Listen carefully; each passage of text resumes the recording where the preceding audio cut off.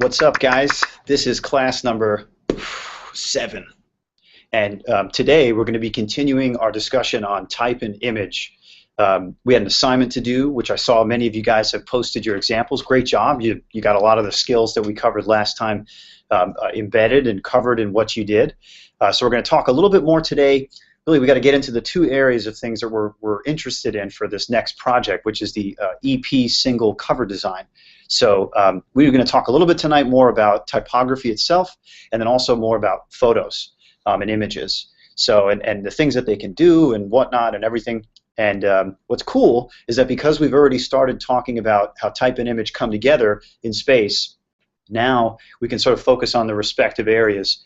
And we have a little bit of knowledge going in. So, that's the brilliance behind why we just jumped in, experimented, and worked with a manipulative first before actually going in and learning each individual thing and then trying to marry it. We've already done it, so now we can just focus on the individual parts, getting ready for the project. Now, as far as the project goes, I want you guys to start thinking, because we're going to have a pretty tight turnaround on this project to get it all completed. You'll have to have this done before we start the last project around July 29th, right around that week. So I would, if you can, really start to plan that that's going to be when things are due. Of course, I'll post all of that information, but we're going to roll from this project, kaboom, into the final project, which is the minimalist movie poster. So we're going to get a lot of training in these next two assignments that will really solidify our use of Photoshop, Illustrator, type, and image, and to create a successful piece on both ends. So let's do like normal. Head over to my courses and check out the assignments, okay, and see how you guys did. All right, so let's take a second here. All right, so we'll pull open my courses. Okay, so I was in the middle of trying to put together some stuff in here, but as soon as we hang up tonight, I'll add those things, right? One of them will be the assignment, right, as we've said, but then also the others will be, as you can see here, we're going to have, here we've got Type 101, which is a PowerPoint we're going to look at, and we'll go through that fairly quickly. There's a lot of information in there. Really, it's meant for Art 311, which is the typography course. But here we'll touch on some highlights, and then I have a second PowerPoint which I will post that is all about images, right? The basics of images, because we want to bring in that photography knowledge, typography knowledge, and then, right, like we said, combine them into one space. So without further ado, let's check out our images, right? So we had this crazy thing to do where we had to choose 5 images and then connect them with words, right, in an interesting way. And our words were beauty, anger, geometric, awesome, and horrid. Okay, no real rhyme or reason, just interesting words, I thought, sort of diverse, and would give us an opportunity to sort of just go. Okay, all right, so let's take a look. So let's see. So we've got Blair up first. Okay, so Blair, you've got, all right, it looks like we've got these things in separate pieces. So it looks like you've done some fun stuff in here. So that's cool. Let's talk about that in a second. But what I was really expecting and hoping for is something that looks like this, right, where we combine all of the things into one space, right, and we're able to, have it all in one sort of contact sheet, right, where it's just boom, there it is in one space. Instead, it's it's not horrible, but I got to scroll through all this. I'd love to be able to see them all and do a side-by-side comparison, because we're at a stage right now where in experimentation we want to see what works and kind of what doesn't. Okay. All right, so let's go through these really quick and check out. All right, so we've got this very flowy, streaky, sort of low shutter speed photography, slow shutter speed, right, where we can get the light trails. And then we've got the word awesome. Okay, so pretty good. You've got the color match, which is nice, and looks like you used Myriad Pro. So cool, it's good choice. I would say, if you could, because there's so much going on in here that, perhaps you try to maybe make a connection a little more angularly, right? So I'm looking here and I'm turning my head, and awesome would fit, well, awesome in this space right here or along this baseline, perhaps even along this flowy light streak right here. So I think there's some options. So I would encourage you to start to look there, right, to sort of really play with angularity. Okay, but good for you, right? You got the color, and you've got a font face, which I think it's very, very versatile font face. So it works in that regard. But angularity, I think, is critical here. It looks like from my previous scan, this is awesome, right? This is really cool. You've got this sort of very flowy, flurry, sort of like sheer material that looks like it's from like a kid's tutu or something fun. And then you've done very well fitting awesome into the space. And good for you for eyedroppering, or at least eyeballing color that's elsewhere in the photo. Because what that does is if you grab color from the image, then what you're doing is something called echoing, right? And echoing is from Gestalt theory, which allows us to sort of have that repetition or that consistency where now the eye is drawn from place to place. So in this area of not blue, you've added some blue, which is really nice. So now our eye is going bing, bing, bing, right? It's a great way to sort of control the eye and move it around the design. Plus, you've chosen a really cool place to sort of put things in. There's good contrast. The type is very readable. So I think this one's a success for sure. Okay, looking at this next one for horrid, right? You've certainly got a horrid image, that sort of really crude, rusty, and then now bloody metal, which is every horror fan's wonderful, happy dream. Yeah, so I think in this case, what you've done really well is it looks like you've really sort of played up and stylized the typography. I'm not sure if that was something you did on your own or if it came that way. I'm not familiar with that font face, but it's definitely cool. It definitely takes on the horrid look, right? If this was a movie poster for a movie called Horrid, right, you'd be on the right track to getting this thing into a good position, right, to where it's really going to do what it needs to do. Now, one thing I would say that could be interesting, but could also, I think, I just want you to keep a mind about it, is contrast. So this dark red, right, it's close in frequency to the darker areas of here. Now, notice I didn't say that that's horrible or how dare you. I just want you to be mindful, because always as designers we want to strive to have extreme contrast so the type is very readable. But in this case, you can almost use it for effect, where because I've seen where designers will put black type on black background, but then use a different finish, meaning the type will be shiny and the background will be matte or flat, and then that creates like a subtle difference, but it's enough to read it.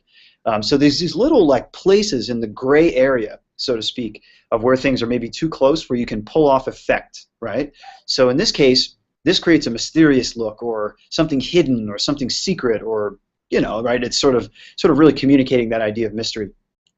So we need more information for the poster or for the experiment, let's say. But in this case, I think good for you for experimenting. That's very cool. Now, another thing I see you did is you drew some blood, right? So somehow you felt that this needed extra illustration. So cool, right? I mean, we went for wanting to experiment. Now, one of the things that we're going to talk about as far as how we can marry type and image a little bit closer is using something called a blending mode. Okay, so I'm looking at that blood, and like instantly I'm thinking blending mode, right? We can do some blending modes that'll look like the blood is stained onto the metal, meaning that like the metal, the texture of the metal, the grit, the grain in the photo will actually bleed through, and it'll sort of make the ink, if you will, of that blood semi-transparent. So that'll be something really cool that we can do. And it also helps sometimes with a lot of contrasting moments and things like that where contrast isn't quite working out for us. Let's roll down and check out geometric. So, all right, you've got a brick texture here, and all right, we've got the word geometric. I think this is probably on par with your awesome, right, as far as getting the basic connection between these two. You fit the type in nicely into the brick. It looks like perhaps it could have maybe come over to the right a little bit, but I was seeing here that it looks like you were trying to get it to fit both horizontally and vertically. And you've done something here which, when we talk about type, I want you to just really be careful of, and that's stretching type. Okay, stretching type either width-wise or height-wise will be very noticeable to folks. You'd be surprised that like when we stretch or squash typography and pictures of people, or maybe even like pictures of buildings, let's say, that we're familiar with, we notice. So it could have come across as though something's wrong, unless you were trying to go for some effect. Like if this word was stretch, right, then sure, right, the effect is very well applied. So if you're looking to get something to fit into a space, there's other ways to do that while maintaining the proportion of the type. So I think in this case I would try to really be conscious of that here. And then color-wise, I would say this red is interesting, the way you've played it against the brick, the terracotta. And I'm hoping that perhaps you eyedroppered it, right? You're able to pull in some color from another space. But maybe in this case, because there is so much texture, that blending mode might be a good thing for you to use. And also, right, we're looking now at this other geometric, and I'm noticing that it's like, right, you've gone for the grout, right, or the mortar in between the bricks now, where you're getting that high contrast, and your type is still in its original proportion. So that's pretty cool. But notice now the scale difference, right? This is geometric, and this one is more of a subtle geometric, right? So both interesting, very cool. You've certainly got geometry here. Like I'm looking at this, and I'm geometric is a very relative term. So it could mean that, like, you're seeing the geometric pattern that's going on in there. Opinion-wise, this appears crude, right? And like maybe when it's zoomed in like this, we're seeing that sort of really crude detail. So again, we're now talking about the photograph. Whereas if we saw a brick wall from far away, perhaps it would appear more geometric. While here we're getting the details, and we're seeing that things aren't so perfect, let's say. Okay, cool. And we've got an alternative here. We've got geometric. Very nice. So looking at this, you've got it nailed here, where you've really sort of got the baseline of the geometric word leveled with the baseline of that brick. I'd love to see you tap this down. So if you like clicked on geometric and then with your arrow key went tap, tap, tap, tap, tap down, so that geo sat the same way it was in the image above, I think this would be even more successful. And I like that you broke a word. That's very cool to try and do. Word breaking is very designery, right? It's like it doesn't always work out. Folks don't always see the way things go. I can remember a random story, and I wonder if I can even pull open the image here. Let's see if I can do this. I hope I'm still showing you guys my my stuff here. But there was the game Monopoly, right? You remember Monopoly? Well, it came out long ago on the Sega Master System, if I'm going to like completely date myself here real quick. And the Sega Master System, what it did was they broke the word. Let me see if I can find this. Monopoly Sega Master System. Yeah, if I can show you guys this, you're going to be like, whoa. Well, not only is it like a really bad game, yeah, look at this. Look at the way they did this. They broke the word monopoly into two words, and they even capitalized poly, monopoly. I remember seeing this the first time going like, what is that? Because I'd always heard monopoly, like sort of all in one go. So anyway, you can see an example here of a type fail where, I don't know, I'm not even sure, like it has the trademark. Yeah.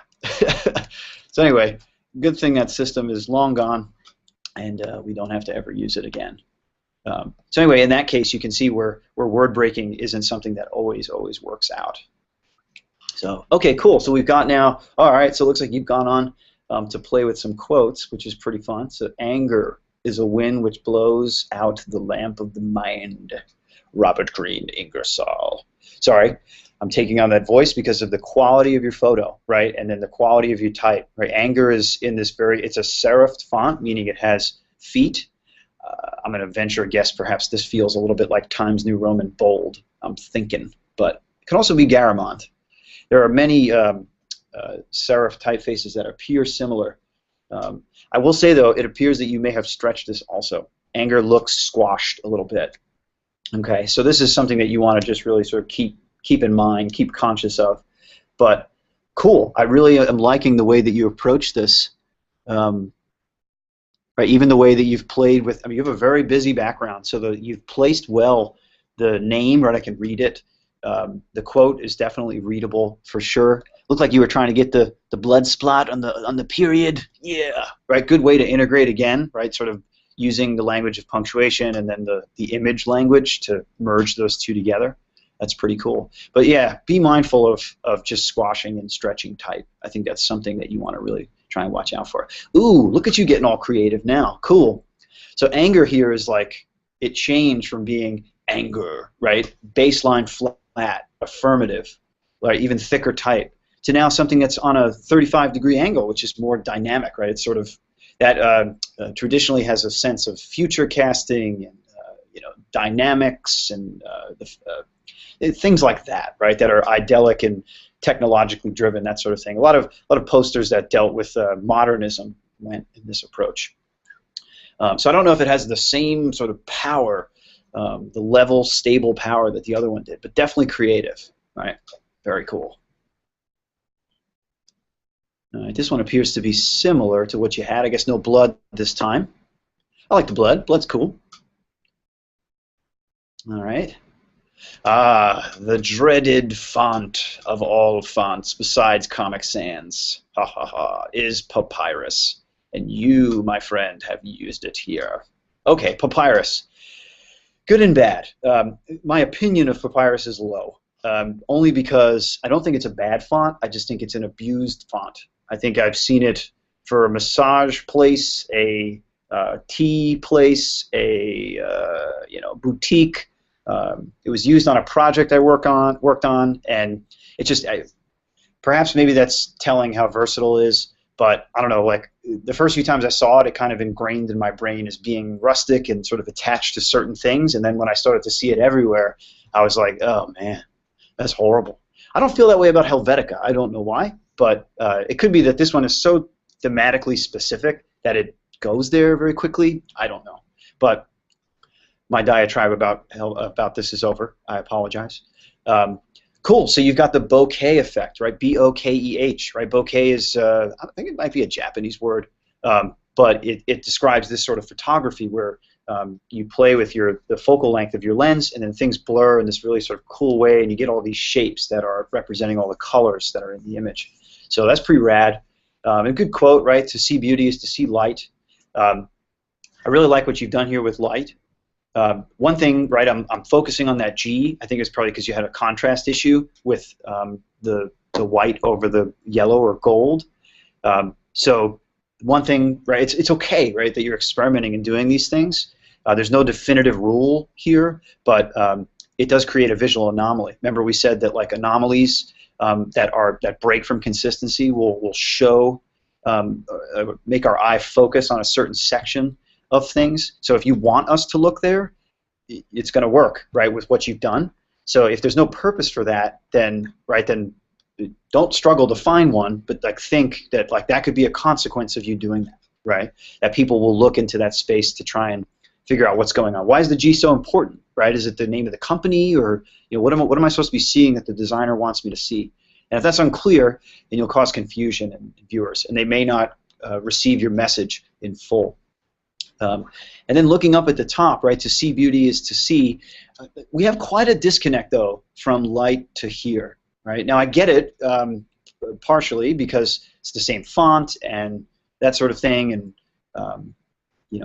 but I'd like to see you sort of play. Maybe we'll see it here in a moment with how you do to see beauty is to see light, because it's such a whimsical phrase, and then you've got a photo that's very whimsical and kind of ethereal. It'd be fun to really break the baseline like you've done here with all of you type. Maybe just leaving Victor Hugo on the baseline for the credit to keep that formatting going. Cool. All right, you got a little remnant here of the other image on below, so just be mindful of how you're cropping and outputting your images, please. Cool. All right, so we've got more of you got a nice big open space in there. That's perfect. So you can totally set copy there to make that happen. All right, very nice. All right, traditional approach. Okay, so we've got a break from Papyrus. Whew, thank God, thank goodness, I can return to sanity now. All right, to love beauty is to see light. Very nice. I like this sort of handwritten font. Yeah, I think it goes well with the bokeh effect, because bokeh is kind of like dreamy, starry-eyed, kind of almost cartoon effect with photography. So I think this font connects well with it, right? It makes it more personal, which I find very interesting. Cool. And then, all right, let's move on to Logan. Okay, so thank you very much. Let's see. Okay, so Logan, cool. You got everything in one space, right? I appreciate that. It's very easy to jump into what's going on. So looking first at your geometrics, cool. You had something that was really crude and paper texture, a little stained, and you added that grid, which then forces it to become geometric, because now we're seeing all of that space in there. Cool. And you've got an array of different fonts in here. Right, you've got sort of a deco font, a 90s sort of web font over here. I'm not getting the names 100%. Usually I'm good with that. And then you've got something that's a little more traditional. That looks like maybe it's Cherokee, I think, perhaps. If I'm wrong, I'm sure you'll be happy to tell me that I'm wrong. Very cool. I like the color and the good contrast. I know we haven't discussed color yet, but the purple and connecting that to the lines. It looks like you may have done the tutorial for the final project already. I'm getting that sense, perhaps, because that photo looks tinted, and I know we haven't discussed that yet. So that's cool if you've done that. I think getting into treating images is good. But also getting practice with working with existing photos, because you won't get the chance to tint and treat every image. Sometimes clients will require that you have the image be what it's going to be, and that's it. So, yeah, cool. All right, looking at awesome now. Very nice. So you've got this one, which, cool, a word break, again, that we see with the chalk duster font. I know that one.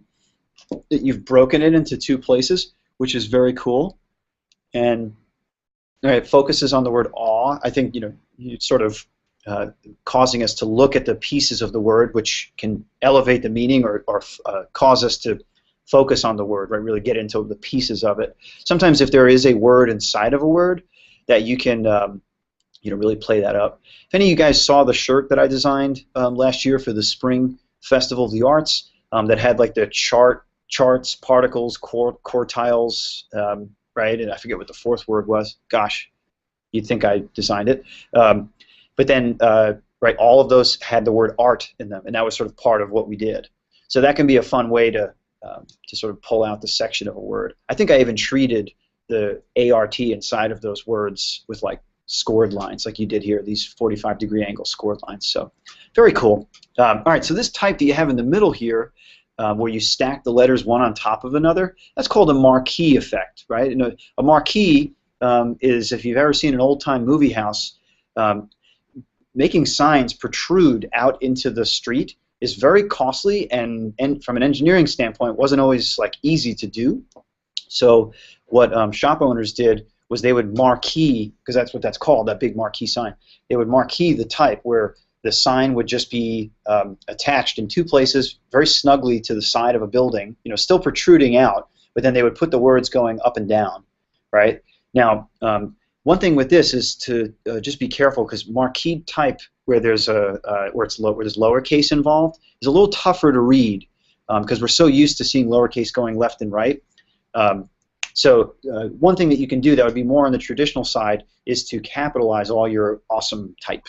Right, so that it runs, boom, up and down.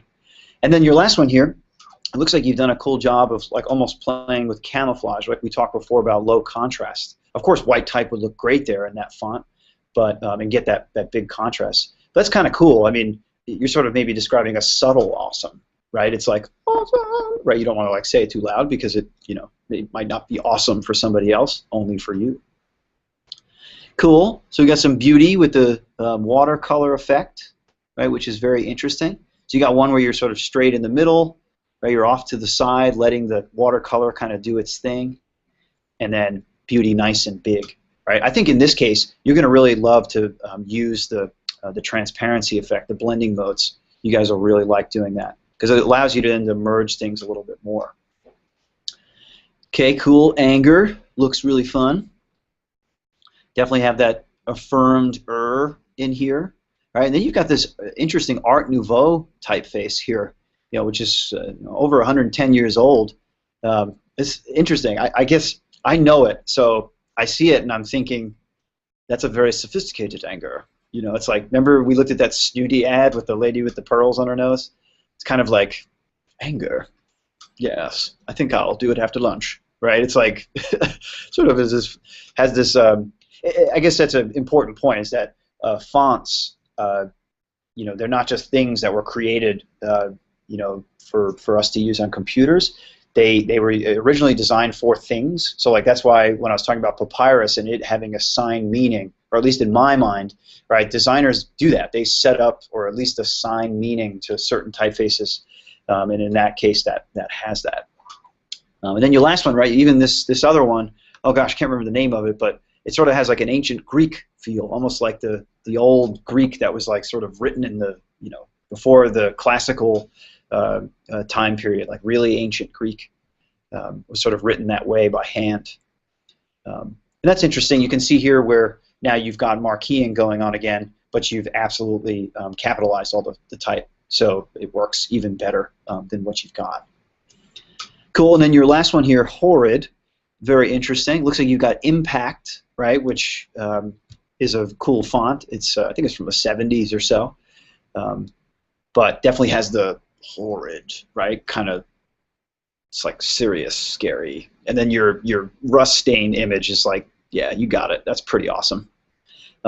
Cool. It looks like you've experimented separating the space between the letters, which is called kerning, and the tracking, right? Tracking does the whole word, and kerning does individual letters.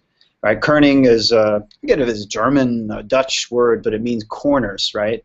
Typesetters used to round the corners of letters inside the physical sort of like frames that they used to do when they would put wood type and metal type and then ink it up, and that would make the letters go together a little tighter, right? That's that idea of letter spacing. So that's pretty cool that you did that. That almost puts space and oxygen and almost mystery, like it almost takes the oxygen out. It's fun when that effect is animated as well. Adobe After Effects can handle something like that really well, and yeah, that's pretty rad. Cool, and then your last one here is sort of a handwritten one and on an angle. This one kind of feels like skateboarding horrid, right? It's a little more punk rock feeling than, say, horror oriented. Your use of impact and then this typeface here, I think, like make things a little more scary because it's like, ooh, that feels old and official, while this one feels more handwritten and casual. In fact, I think I even used that font once for like the swim team I was on long ago when they needed a logo. Malibu Beach Club, yeah.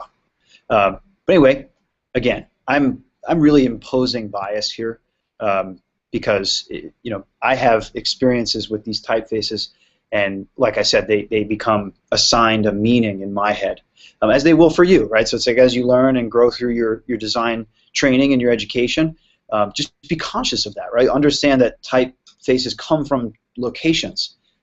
There are people out there who like spend all day trying to figure out the origins of type, or like find out where they can get a free copy of some of the stuff that's going on. So I apologize. We're taking a little bit of time here with each of these, and wow, you guys have really done a nice job here experimenting.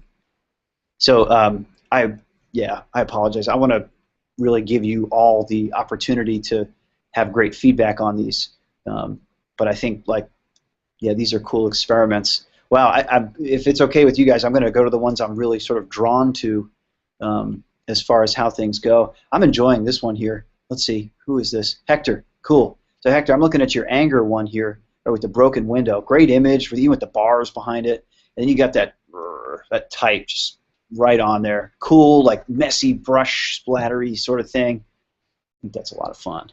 And then looking at your, this one, even this anger, you sort of grouped everything on the left side of the page. I wonder, could you take anger and put it over here so that you have this sort of cross-page gap, right, between where things are, and maybe even shrink anger down so that you have a large crack and then a small anger maybe sitting above this little line right here that's made by that bar. I think that'd be a real winner. Cool, right? Looks like you used a similar typeface for horrid. Cool, like acid rust stains on there. That's fun. Very nice. I like this fast photo that you got going on here. Ooh, this is nice. I like the way you've got this broken plane. Right, definitely good area for type up here. I like how you brought it down even too. That's fun. When we get more into composition, there's going to be some things that will make sense to you that you'll have in your tool belt to get going. So like the fact that we've got this big open space in this big area of a lot of things going on, a lot of motion in the and image information. You can take this beauty and actually shrink it down and just put it right up here. I've actually seen a lot of record albums do that before. So it's a good tip, I think, for that. I skipped some up here. I apologize. But again, I'm looking for ones that are really sort of are catching my eye, that are really doing some interesting things. Wow, I really like this. This is quite unique. This is Jason. Wow. This is saying stuff here. It's very interesting. You've got this like crazy watercolor, which is a very beautiful watercolor by itself. Looks like some ink drawing in there. And you have this like very digital kind of like 80s robot font, like for Westworld or something. Um, wow, so maybe it's like a robot or Attack of a Killer Android or something like that.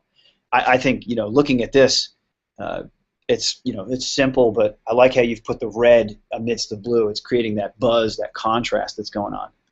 I think that's really cool.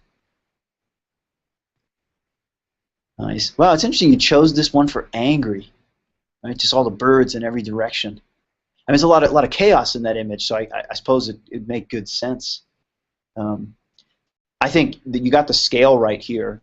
I'd like to see maybe the smaller red, like just in this big open area, or even on the bottom right-hand corner. I mean, that could just be very interesting. You've got all this stuff, and then it's just like angry, right? That could be a lot of fun. All right, and again, if I'm not getting into ones, it's not because I think they're horrible. I'm just going for quick ones just because we've now spent about 28 minutes doing this. So I want to get to doing some demos with you guys. And again, these are experiments, right? So I'm sure you guys learned a ton of stuff in doing what it was that you were doing. So Alexis, cool. You got into the warp tool, it looks like. You started playing with bending type in all sorts of different directions. So in Illustrator, guys, there's a warp tool, which is fun to play with because you can sort of tweak and twist and arch and do all sorts of stuff with type. Well, in R311, we do a lot of cool baseline effects where, like if you've ever seen like a beer logo where there's like a crest. I'll see if I can pull one up here real quick. Let's get a new tab. Right, so beer logo. So if you look at some of the beer logos that are out there, right, just like straight away, you can see it's pretty traditional in beer branding where they do like Atlantic City. You can see Atlantic City Beer Fest right here. All right, so that's an example of where you would want to use some baseline effects where you can sort of really get things into a round shape. That's a lot of fun. It's a little challenging to do, but once you get the hang of it, then forget it. You can make a million beer labels, and you're good to go. Cool. So that's good stuff. I'm looking at the beauty with the cloud, and I like that sort of almost ironic contrast between this sky that looks very menacing, right? It looks like it's going to like crack open and drop tornadoes and stuff and sharknadoes. But then you have this very sort of whimsical beauty in here that's just flowing in the wind. It's almost like the type is at the mercy of the wind. I think that's pretty cool. Awesome. All right, so again, I apologize for skipping and that sort of thing. I wish we could spend all day talking about these because these are fun. I mean, you guys have really done some really interesting things. How many people felt like this was a real sort of expansion, like you felt like, oh, I'm really designing now, right? I know a lot of projects that have constraints on them and those sorts of things. And they're really good for learning, right, and for training. But it's really good sometimes to just sort of, cut your teeth on things, play with tools that you've never played with or that a project doesn't require, and just, getting into stuff. I think that's pretty rad. So, cool, guys. Nice work on this, all right? Again, just an assignment, just to play and experiment with the things that we're doing, all right, with the combination of type and image. But let's check out now what we're going to be looking at next. So like I said, we want to sort of describe type and image now in their sort of respective forms. So we're going to start here real quick. Let me just, if you guys can just hold with me for 1 second, I'm going to post the photo stuff. Okay, so this will be, so we'll call this like Basics of Images 101. All right, then I'll post that PowerPoint. You guys have these at your leisure. You can just download them. They have a lot of the things that I'm saying tonight in them, so that'll be really good for you guys to get going. And these are PowerPoints and things that are like smaller versions of stuff that we have done. So yeah, this is the photo design PowerPoint, not too big. This talks about sort of the good, the bad, and the ugly of images. So I'm going to make sure that that gets up online and is available for you guys to download. And yeah, so I think what we'll do in the meantime, this is just taking a second to sort of get itself together. I'm going to go back to our, oh, there it goes. That's what we thought. Save and return to course. So you've got now, and forgive that it says Unit 6. Yeah, it's just stuff. So we've got Type 101, and then Basics of Images 101. And I'm going to move this color theory thing to next week. because we're not quite there yet. This is sort of my original plan for the class, but since we're now including this, since you guys are awesome and you're just devouring the work I give you, we should break this out and spend time. All right, so I'm going to switch this over here and open up these PowerPoints in space, so that way you guys can see what it is that we're talking about. Hey, there we go again. All right, so we're switching over to PowerPoint, and let me get started here. Okay, so get that out of the way.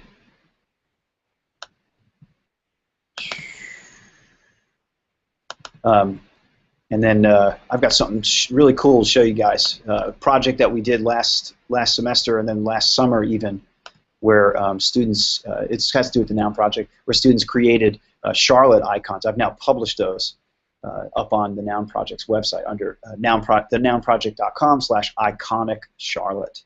So I'll show you guys that in a second. They just got accepted, so I'm through the roof. I'm really loving it. All right. Type 101. So sorry, I got to go to this Art 311 jam. PowerPoints. All right, then here's the intro to type. All right, cool. So I think you guys can see that all right.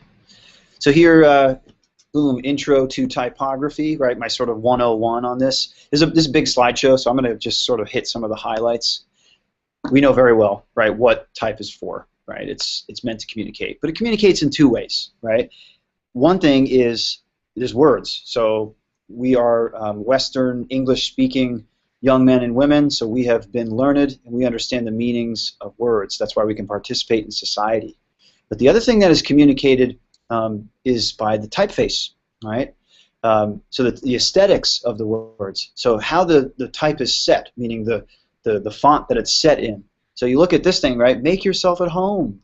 If that was written in Helvetica, which is a very sort of sterile, bland sans serif typeface versus this wonderful, thick script font, we wouldn't maybe make ourselves feel at home, would we? Right? So that's an important thing to really consider. And then also, like what we were doing in our combination of type and image, putting things on angles, breaking words, playing with the warping, burning images into the background. These are all things that are like really, really critical once we sort of know what our words are. How will they look? Right, so one of our primary things is to, when we have a lot of type, is to establish a hierarchy, right? And this is not unique to design. If you've ever written a paper in Microsoft Word, you know that there are headings, subheadings, sometimes there's initial caps, those sorts of things. So, when we're putting together like this flyer made in Glitch, right, we want to make sure that we understand like what the title of the thing is, where it is, blah blah blah, all the different sections, the bands, all that stuff. It's all set up in a way and formatted, right? Formatting would be the word for Microsoft Word, but then sort of creating a hierarchy, it would be the term in design. So yeah, right. So sometimes there's bad stuff when we, when things just get crazy and the hierarchy just doesn't exist, right? It's just not good. So this is the stuff on hierarchy, because this Typesetting 101 is actually a project that we do where we lay out an article and we go through it. It's something that you will do in Art 311 if you take the course. But I'm going to show you sort of like the sort of basic bits of that, right, to get things going. But these are the different parts: headlines, subheads, body text, captions, and then pull quotes and other breakouts. Okay, so quickly we'll look at what those things are. So you can see in newspapers and in editorial headlines, that's where the idea comes from. So yeah, that's websites are included in that. Right, we learned very quickly before that it's from papers for our different classes, which we love doing. But now you'll think of it as a graphic design project and not like a paper on, abnormal psychology. Yeah, whatever you can do to fool yourself into enjoying the things that maybe aren't always so enjoyable. But I love me some abnormal psychology. It's crazy, isn't it? So, right, headlines need to grab us, right? Stop them and grab them fast. That's what that says there. And yeah, sometimes just bold type, real simple, big, right, puts it at the top of the hierarchy. So those are the things that we're going to see first. And sometimes we need to do special effects, right? So you can see here, these are, the word is printed 3 or 4 times and then shifted so you can see the different color blends. But if you notice, the colors blend together, right? They sort of overlap. They're semi-transparent ink. That's a blending mode, folks. That's something that we're going to be getting into. And then here, the big J, this is an example of initial cap, right, which we'll look at in a sec. So here's subheads, right? So if you've ever seen the movie Dr. Strangelove, it's called that, but then also How I Learned to Stop Worrying and Love the Bomb, right? Stanley Kubrick, great movie from back in the day. And yeah, it's a famous example of a subhead. So you can see here, right?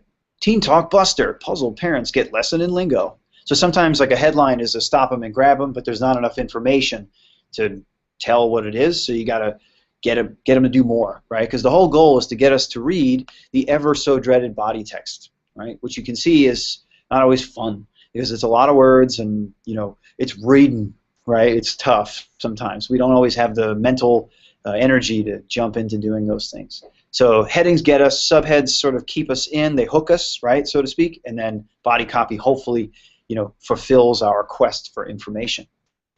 So here we see an article. It's in 2 columns with this fun leaf in the center. We'll talk about what those things are, captions and breakouts, in a moment. And then here's a medieval text which has an initial cap, right? It's called a drop cap. And yeah, it's just a block of copy. Notice that like there's always like a left alignment, and then here you can see it's ragged on the left, and then here it's also aligned. That's called justification, which you may have done. It's very common in newspapers and editorial to do that. And then here is a straight up, you know, body copy, couple paragraphs, and with a heading and that sort of thing. Then captions, right? And sorry for the Twilight article, but you know, captions are important. They contextualize things.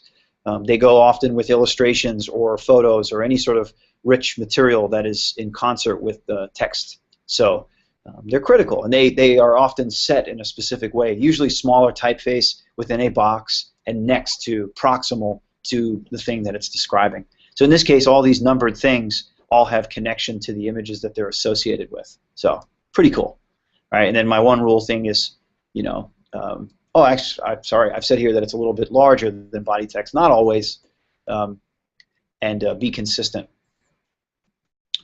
And then lastly here, some fun things that we can do, pull quotes and other breakouts. So pull quotes are things that, like when there's an article and we have a big long thing of text, and then all of a sudden it's like, oh, I got to read all that.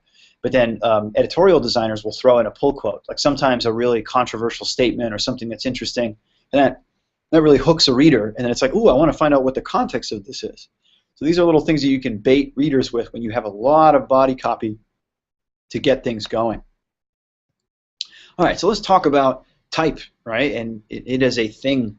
So typography or typographics, right? They have pieces. There's an anatomy of these things, and there's lots of little things that are really common. I don't know all of these by heart, but I know some ones that are pretty common that I use all the time. So, for example, this doesn't talk about baseline. It doesn't show that here. But like this, right here, cap height. Right? So cap height describes the total height of the letters. Right? So the cap height would describe the sort of invisible line that runs across all the type, while the baseline describes the invisible line that all the letters rest upon. So yeah, so that's an important thing. And then one more thing about height on the very bottom here on the right is X height. So X height describes generally like half of a cap or the height of a lowercase letter. So if you remember, you know, 3 things today: cap height, X height, and baseline, right? Describe the basic framework for how we would put type in a place. So how many folks remember back in grade school learning penmanship when you had that yellow piece of newsprint that we always like pierced with our pencil, but it had in blue ink, it had like a line on the bottom, which is your baseline, a solid line on the top, which is your cap height, both solid, and then a dashed line through the middle. That was describing your X height. And believe it or not, that was a typographic scale system that was used to teach kids how to write. So that shouldn't be foreign to you now that you're looking at letter pieces.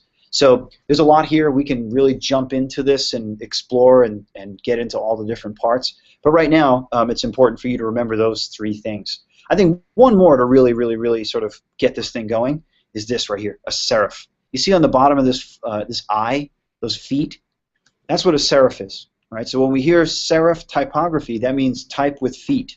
Okay? And then sans or sans serif, sans is French for without. Serif, I don't know, does serif mean feet? I'm not sure. Maybe. But so sans serif means type without feet, right? That has the sort of stabilizers on them. Serifs are interesting because they weren't always a part of type. They were added later. It was when stonemasons were chiseling type in ancient Rome into the side of marble, right? Like Trajan's column, for example, is a famous site in Rome. I think it's Rome, but he was an emperor, Emperor Trajan, which the typeface is named after for. It happens to be the typeface of Queen's University of Charlotte, by the way. It's our branding font, Trajan Pro. Those letters needed to have serifs in them so that they, as the chiselers were sort of putting the letters into space, it helped with the stability of the rock, believe it or not. So it was a functional thing that they used to make these letters happen. So an aesthetic, I guess, aesthetic side effect of something functional in masonry, which was very cool. So, all right, baseline, the stuff that runs along the bottom. Cap height, the line that runs along the top, right? Again, baseline runs along the bottom. X height, the dashed line that cuts through the letters, describing the top of a lowercase. As you can see, the T goes a little bit above it. That happens. Same with cap heights. Sometimes things will go above it. And then lastly, serif, the feet on type. All right, so yeah, there's some stuff in here about legibility, right? As far as sort of trying to, avoid certain things. I'll let you guys read and check this stuff out. So you can see here how it's all describing. Right there, it is. Cap height, X height, baseline. Yay! Right? You can see how that now plays a role here. A little bit about contrast, talking about how there's effective and not as effective contrast. But again, there's exceptions to the rule, as in the special effects, those sorts of things that we're trying to pull off and be subtle and give new voice to the type. But then there's this, where you can see the dots of the eyes. Those are called tittles. Are crashing, right? Meaning overlapping or touching with the descending loop of the G, right? And the lower serif here of the P is touching the tittle. So it's like, yeah, that's not going to work. That's a typographic faux pas. So that spacing between the lines is something called leading. And here's a little example of what that looks like. Leading, again, comes from this idea of using lead slats to separate the lines of type back in the old typesetting days of metal type. So here you can see effective and not effective leading, right? We've got crashing going on, where ascenders and descenders, meaning the stuff that go below the baseline and above the cap height, are touching, right? We don't want that to happen because it makes it very difficult to read. Space is good in typography. Okay, so a quick bit on leading. We don't want to get too cray-cray with that. And then here is now talking about the spacing between letters, which we described before when looking at, I believe it was the horrid one. I think, Logan, that was yours. So two things, tracking. So this tracking or letter spacing. Letter spacing is the web term for tracking, which describes taking whole words and lines of text and then opening the space between them. And then on the web, using cascading style sheets or CSS, there's a letter spacing option which you can trim. And the units of measurement are the same between Photoshop, Illustrator, and CSS, which is fantastic. So you have great control over type on the web. There's really, there's no, it's seamless now. It's really cool. Ooh, whoa. All right, so back here, and then right, you can see kerning. That sometimes we need to go in and do something called an optical kern. There are, so typographers have spent years, not years, but a lot of time trying to really get the spacing between the letters to be awesome, so that when they sell you a font face, it's turnkey, it's ready to go. But sometimes stuff needs to be tweaked, right, where stuff needs to be sort of brought together slightly, and that's an optical kern. So in the case of A and W, where like A has this sort of slash going from the bottom left to the top right, and then the top left to bottom right for the A frame of it, if you will, or the pinnacle of it, fits kind of weirdly with a W, because the W is the opposite shape, right, direction-wise. So those might fit awkwardly. So sometimes you can bring them a little bit tighter, and to the eye, they appear to have a better fitting connection than if just left normally. So there are instances like that where certain letters sort of play tricks and aren't all squared up, like letter H or an M or an N, where there's just nice just up and down ascenders on either side, which make it very easy to kern and space between the letters. So this is a little, this is a fun little interesting thing, which sort of talks about an experiment as far as how people read, and you'd be surprised that like you're actually going to correct a lot of this in your brain. Yeah, so this is like on par with like we were talking before about seeing complexity or having that sort of pattern recognition. The brain is a really interesting thing. It really corrects a lot of the things that we see. So this is something that we can, right, you can see, like this is going to sort of tell you about the study and how this all goes down. So I'll let you guys check that out. Another fun little optical illusion special effect thing.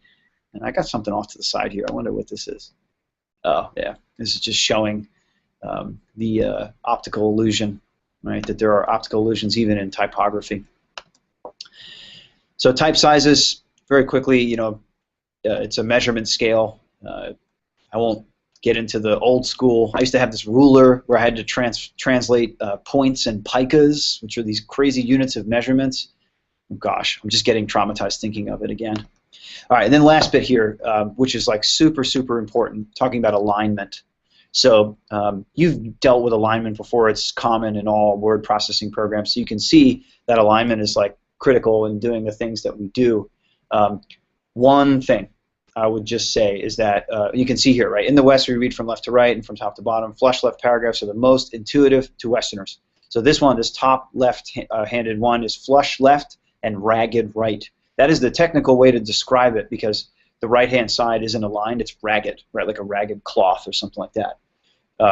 And then these other ones. The reason we say this is because justified type is a line left and a line right at the same time, or flush left and flush right. Okay, so one rule I want you to take away from this here, centered text, okay? It's possible to do, but dangerous. Do not use centered text on anything that is more than 2 sentences long. Some people say 3 to 5, but I would scale it back because like I get like where it's like we need that flushness to rest the eye, almost like when you're typing, ding, and it brings us back. There's something about that sort of realignment or reaffirmation that keeps the train moving through reading, right? So reading is like it's a chore sometimes, and you got to get through it. It's like running in a marathon or an obstacle course. You got to pace yourself. You got to sort of like figure out what's your stride and that sort of thing. So having these devices built in, like alignment, helps us. It eases our eyes. It eases our brain as far as getting through the information. So it's really critical, that we understand that. So again, centered text, right? So I'm looking at this, and not only is it horrible because it's in this crazy, like, mixed up sort of approach that we can decipher like a code, but it's centered. And I've seen great designers do centered text in their presentations, and I'm just like, oh yeah. So I'm giving you that from me. All right, that is not a hard and fast rule, but I've found in situations professionally where once I've centered text and I've gone over 2 sentences, I get in trouble, right? And meaning that like people are just like, I don't want to read it anymore, or they're just over it. So yeah, just try to be conscious of that, right? Centered text is okay. It's used for certain things, but it's not ideal. Right? You shouldn't center text on a PowerPoint slide just because you can, right? It's not. Yeah, don't go there unless it's very small, right? And just a quick read, like a tweet's worth of information. I think that's great. Totally go there. So this is here for you guys to download and explore a little further. Sort of gets into the ins and outs of typography. As far as our concern is with this project, this is good because we're not going to be setting tremendous amounts of copy. Really more title treatment and like working with the type itself. We will be focusing on kerning and leading for the most part. So what I'd love to do here is just give you guys a quick little demo in Illustrator about kerning and leading and how that all goes down.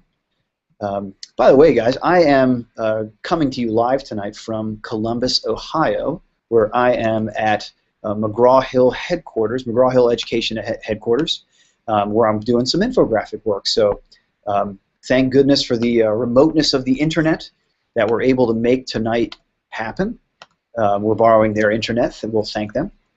But yeah, so this is a nice little trip for me here. As a designer, it's nice to always go and meet with clients. Mostly I do online stuff, but yeah, so that's where I am. Very exciting. All right, so in Illustrator, I'm going to grab my type tool, and I want to talk to you guys about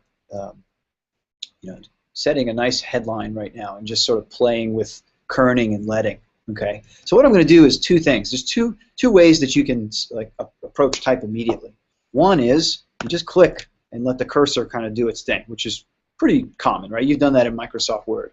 So we can say, let's see, gosh, so if we're thinking about the project here, gosh, what's my favorite song? I'm embarrassed to sort of say, I wonder.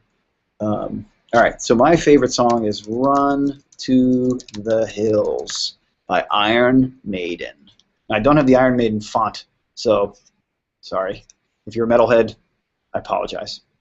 All right, so I've just click the cursor and typed, and that's it. All right. Now this is cool because I can expand this and have nice control over it and that sort of thing. But if I want to return the type, right? So if I, for example, Iron Maiden, right? I wanted to show that this was going on. If I take this now, right? If you've ever used Microsoft PowerPoint or anything where you have text boxes, right, look what happened. It shrunk the type. It sort of made it squashed. Okay, so this is an example of just sort of the basic type tool. Right. In order for me to now have two lines, I have to put my cursor in between Run to the Hills and Iron Maiden, and then hit Return. Okay, which cool, but if you're working with body copy, which we're not, right? We're not doing that. So it's okay to use the regular type tool. If I want to reflow the copy, all right, let me grab here some, let's grab this thing real quick. This is just some type to play with. Okay, and this is the second kind of type tool where it's actually with the same type tool that's here. You could pull it up. It's the type area tool, but you can make it with the type tool. It's just a little quicker if you do it that way. So what you do is you click and then drag a box, and you almost define where the type is going to go. Okay, and then it has like a type area. It's a space that's designated for the typography there. And I just pasted in that copy that I had. Now, the brilliance of this is this.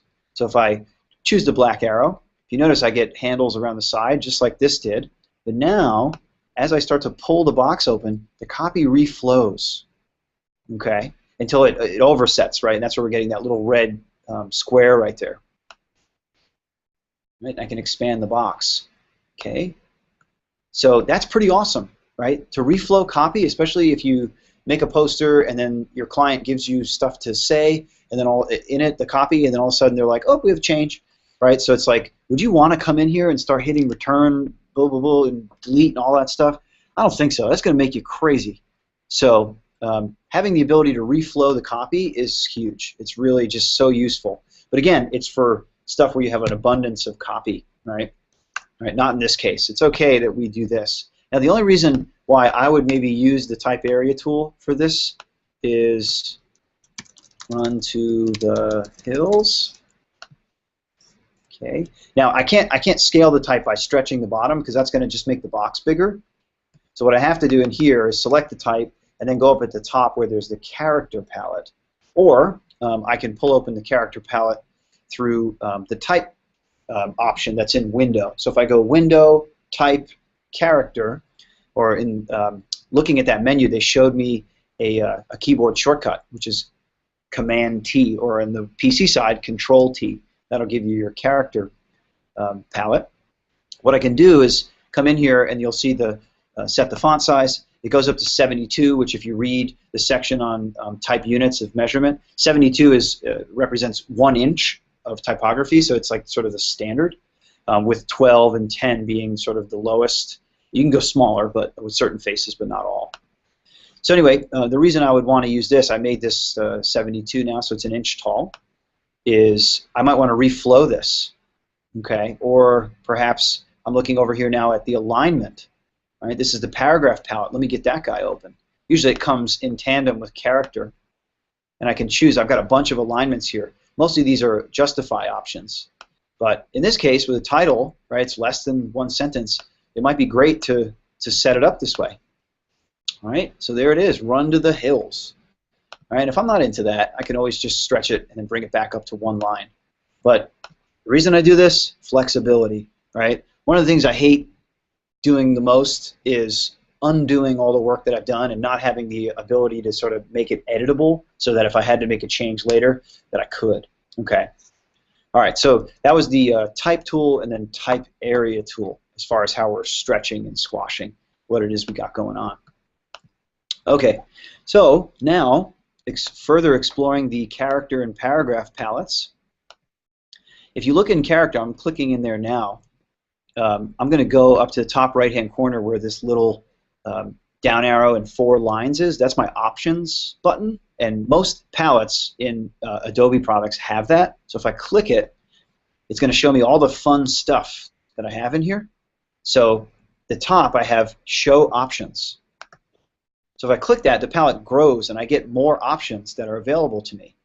And the reason I'm doing this is because the kerning and tracking and leading are all in here, okay? As well as character rotation, like, yeah, just check this out. Like, you can just, like, oh, actually, I got to select the type first. Sorry, you have to select the type first in order for these options to take place.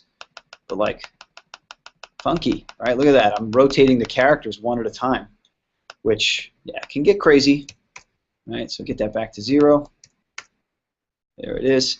But yeah, we're very much interested in. Oh, I'm sorry. It looks like kerning and tracking are in this area already at the top. Okay, I am a new CC user. I've been a CS5 guy for a long time. So, all right, looks like here in CC, these things are above the fold.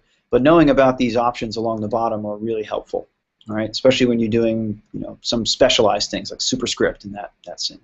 So, all right, so here's kerning on the bottom left-hand side, and it says auto. Okay, so what we can do is if we tap that down, all right.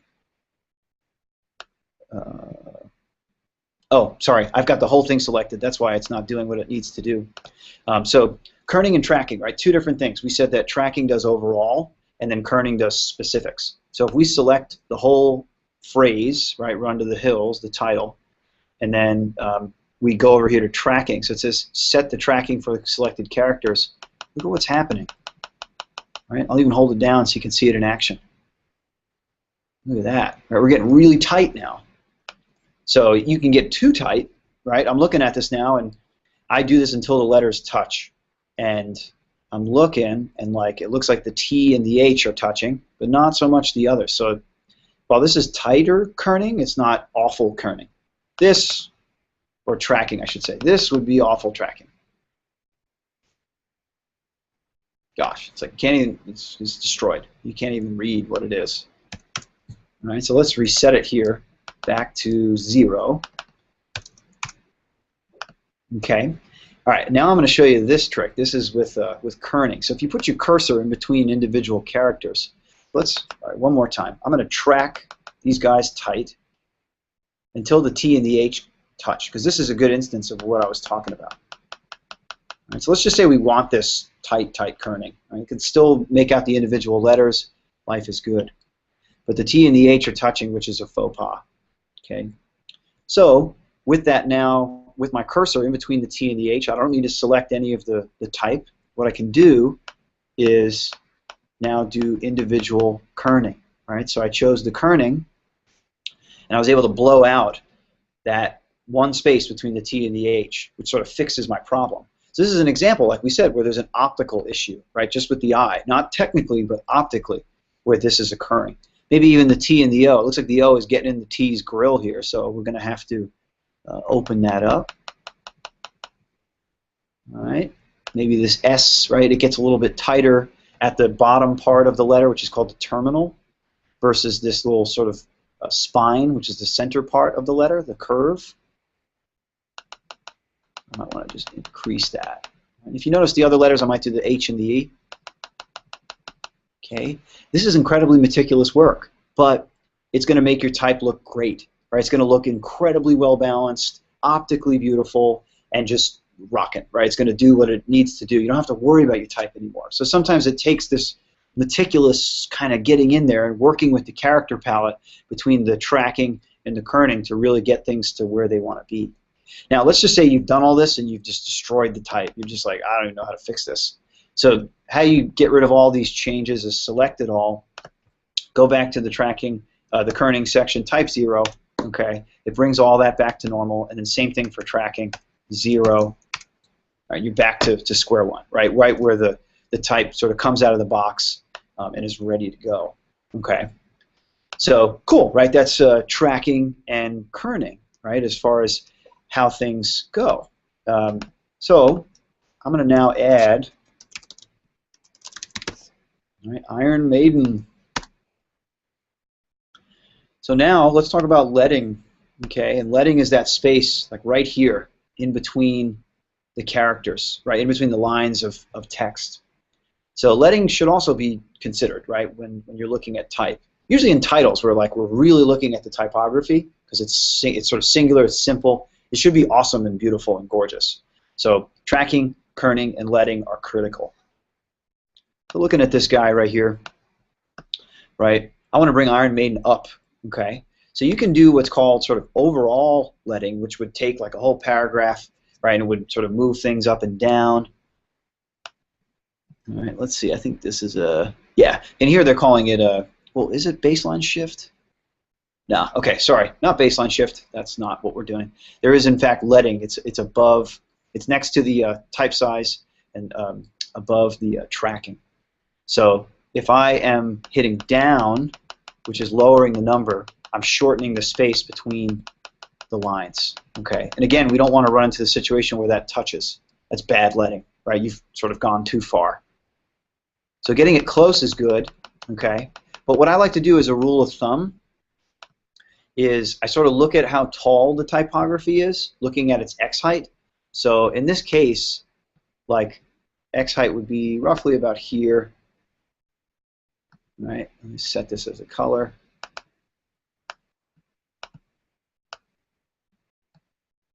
All right, so that's the X height going on right there. What I like to do is with the kerning is to have that, or sorry, with the leading I should say, is to have this shape, right? If I imagined it being dropped down from the baseline, let me make it a different color.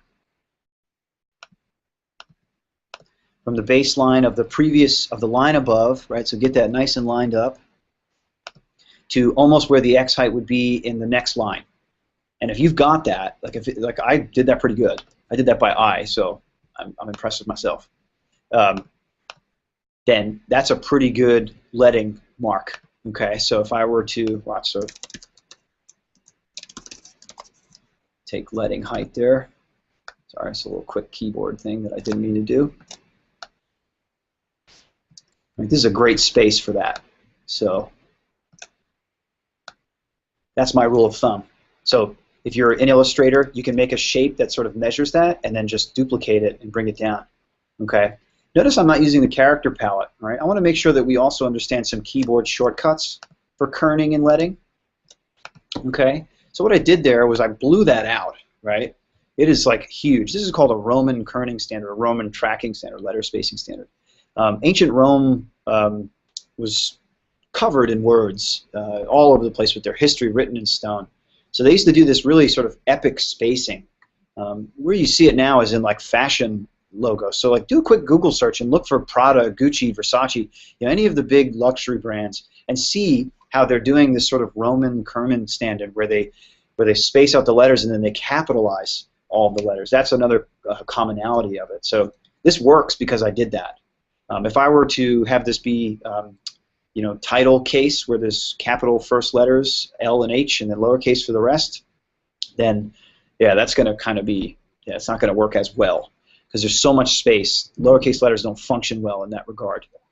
So again, back to our looking at how we're doing this, right? So if I were to just pull this type over for a second, watch what I'm going to do. All right, I select all the type. I'm going to put my finger on, in the Mac side, Option, and then on the PC side, Alt. And then I'm going to use my arrow keys. So holding Option with the type selected, left arrow tightens. See?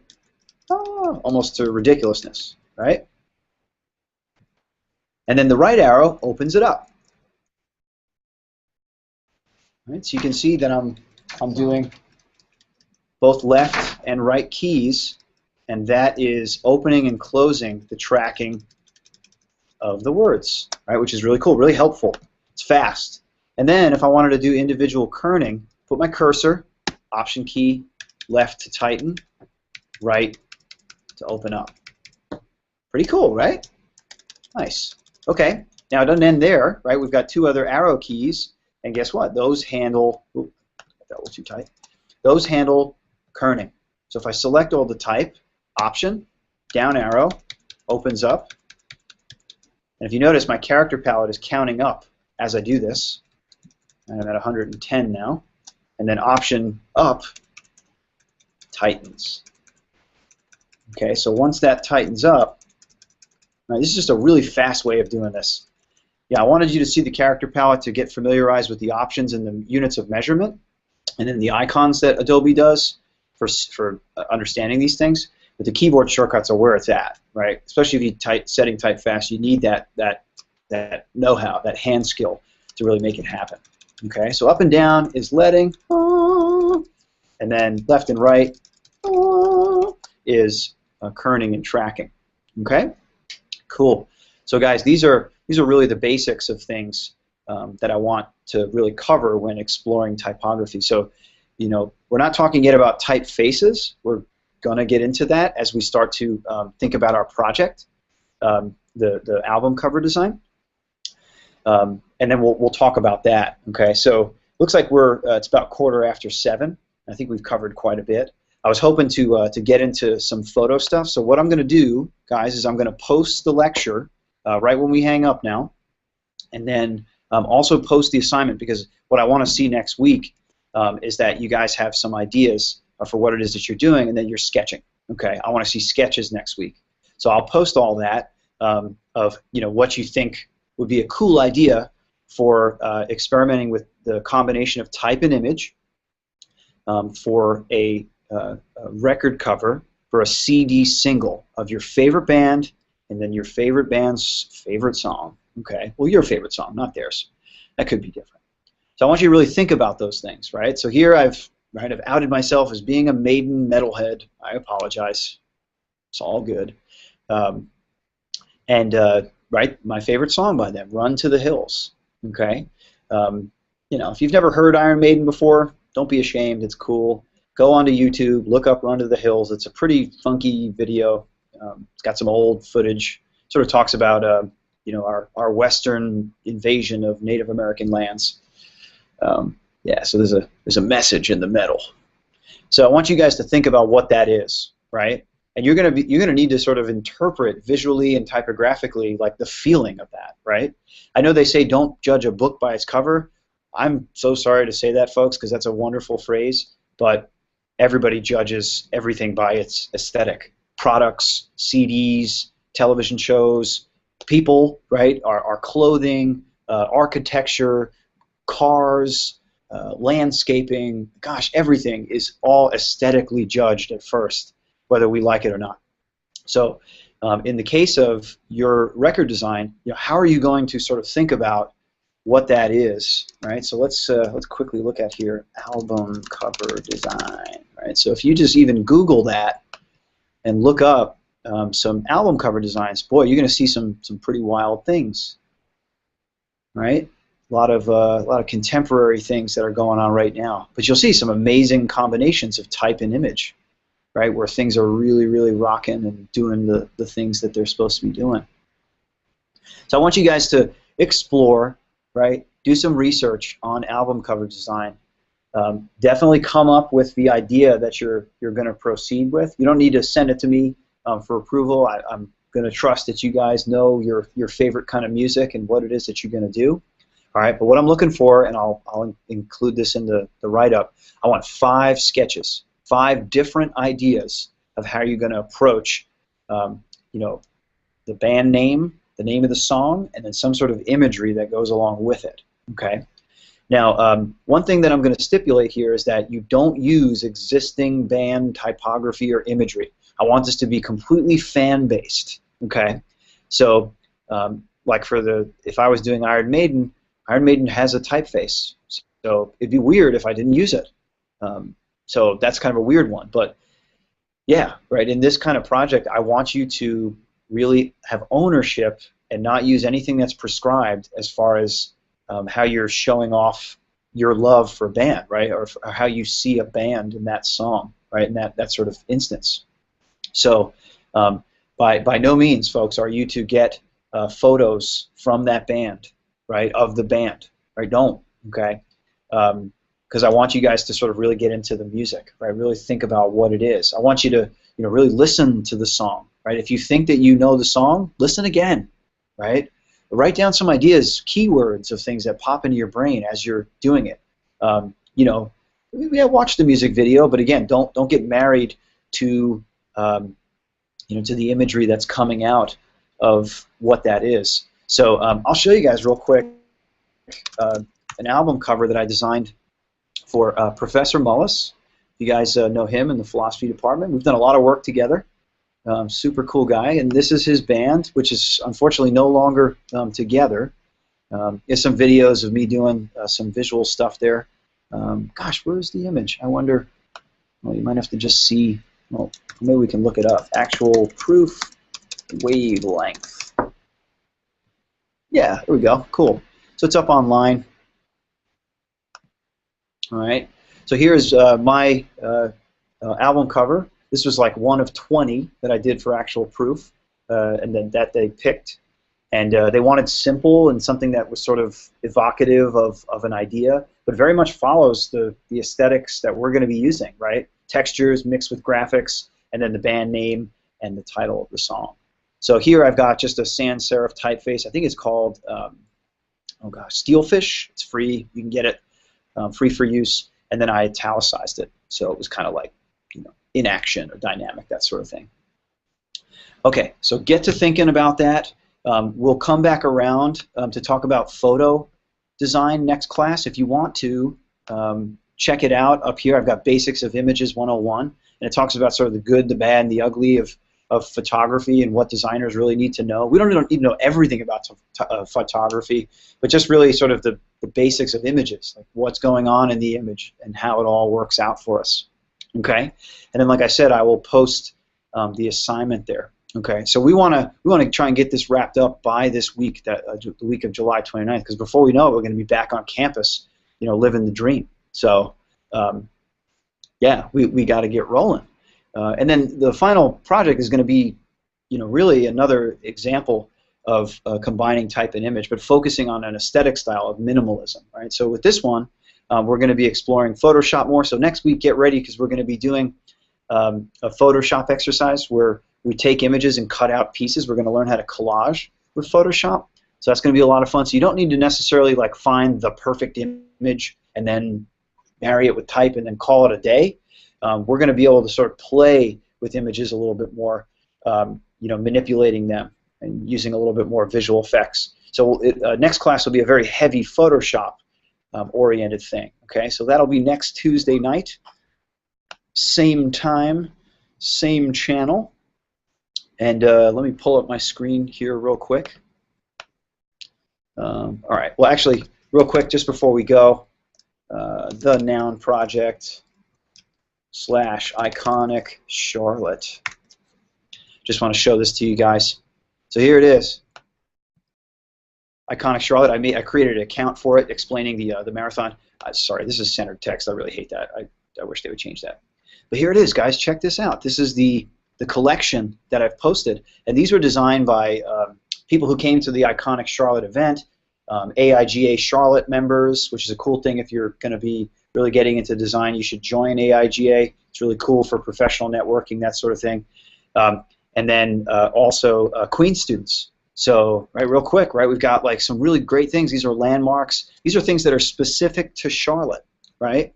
So if you have an idea, right, if you want extra credit, I will give you extra credit on the final project if you submit to me an icon that you think is like specific to Charlotte, all right? Now, here's the deal. It's got to be really good, okay? It's got to be good, and it's got to be like on it. So, you know, you look at all this stuff, and, you know, some are stronger than others, that sort of thing. But, you know, they are Charlotte, right? You can recognize some of these buildings. And look, we got to get cornhole in there, okay? I don't know, is there another? I think we might have the only cornhole graphic on all of the Noun project. That would be amazing. We do. Yes. Awesome. We have cornhole. Very cool. So all this stuff is here, and we've made it available for anybody and everybody to download. I went online today, and I was just like, everybody start downloading, because like it's on. Okay, cool. So one person downloaded the Wells Fargo Center. All right, this has only been up for a few hours. So cool deal. We've got the stuff that we need. So if you can think of one that's pretty rad that you think would fit in our Charlotte set, then I'll add it. I want this project to grow and grow and grow until we have like 100 icons that are like only for our city, right? Landmarks, cultural references. Like somebody did y'all, which I love. So here it is. That's y'all, right? It's like, what a hard one to come up with. But it's like there are people, and then y'all, right? Your hand gesture, which is fun. You have the echo effect on there. And then we've got like Sweet Tea and Panthers fan, Light Rail. What else is like culturally specific? Our Spider Lily, Charlotte Pork Barbecue, Kudzu, the trolley. Yeah, so we got a lot of fun stuff in here. Captain James Jack statue. So good times. So if you think of stuff, just shoot me a note and tell me you're going to work on it. I'd really like to know if you're going to do that. And then, yeah, you'll have till the end of the summer-mester to get it wrapped up. So if you can just hit me up, that would be super cool. And like I said, I'd be happy to give you some extra credit on the final project. So, ladies and gents, let's get this up here real quick. So, very cool, guys. This has been a fun session. We got a little more technical. We went a little longer than normal. And I think what we'll do, like we said, next time is jump into the photo design section. The PowerPoint is up online for you to download and peruse and check out. Definitely do your research on record album covers. Like look up greatest record album covers of all time. In my house, I have a book of the greatest record albums of all time. And I constantly draw inspiration from that when I'm designing for bands and stuff like that. I don't get a ton of that work just because I'm not in that scene as much anymore. But yeah, it's really cool when you can sort of bring the world of something you love, like music and design, and visualize sound, or visualize sort of the narrative of a band or music in a really fun way that's truly your own, right? It's truly original work. Now, the reason that, as I mentioned before, that I don't want you to use existing band imagery or existing typography is that your piece is 100% original, and you can put it in your portfolio, and that you've reimagined something that exists. Because, like, what these things are going to serve as is they're going to show what you can do skill-wise, and two, they create conversation starters. So when you're on a job interview and somebody says, "Whoa, I'm a huge Maiden fan. I love what you did here." Guess what you can talk about now besides like how diligent you are and how you're going to show up on time every day, right? Boring interview stuff. You have a conversation about something else, something cool that then shows your passions and your interests and things outside of just the job, right? So that's the objective of that you really want to try and achieve. So, ladies and gentlemen, I am out. Have a great night, okay? Practice some Illustrator, start kerning and leading and tracking. Go back through the video and experiment with those things, okay? And I'll see you guys next week. Take care.